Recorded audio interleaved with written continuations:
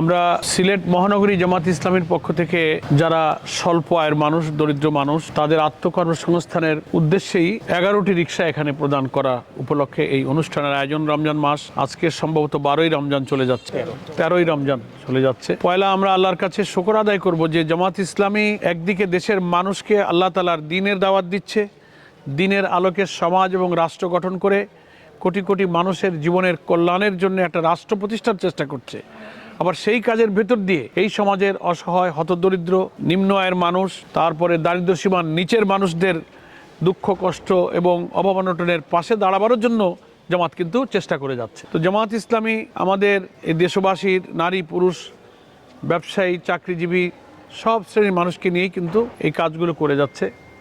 আমরা যারা জামাত ইসলামের সাথে সম্পৃক্ত হয়েছি এবং আপনারাও যারা আজকে এই রিক্সা পেলেন, আমাদের জুবায়ের ভাই বললেন যে আত্মকর্মসংস্থান অর্থাৎ রিক্সা সার দেওয়া হলো। আগে আপনি ভাড়া চালাতেন, মাসিক ভাড়া দিয়ে আর মেরামত রিপেয়ার করে টোরে আপনি ঘরে তেমন কিছু নিয়ে ফিরতে তেমন পারতেন না, ঋণ দেনা হয়ে যেতেন, কষ্ট হতো চলতে।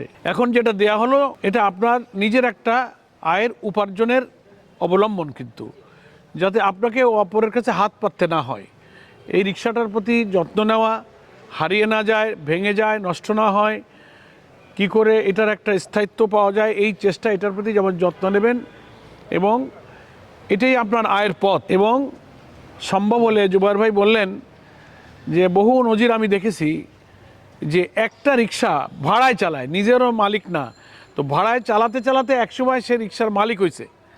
আবার সেই মালিক হয়ে 4-5টা রিক্সা নিয়ে একটা গ্যারেজ করে সে রিক্সা ব্যবসা করতেছে।